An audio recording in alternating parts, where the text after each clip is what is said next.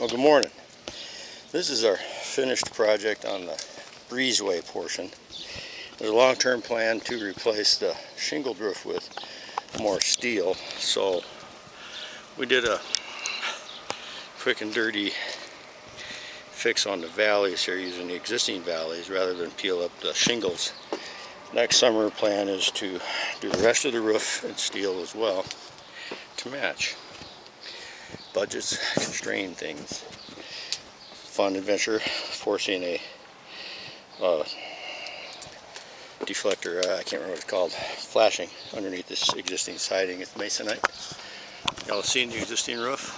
Looks really good today. It's repelled water very well. Since we've done finished it, it's rained a couple of times. Got rid of all those roof leakage issues happily. Well, there we go. That's what you get. What you get when you have a fun adventure on a roof and work with your customer to work with their budget. Don't do it all at once. You got to kind of drop back and punt. Here we go.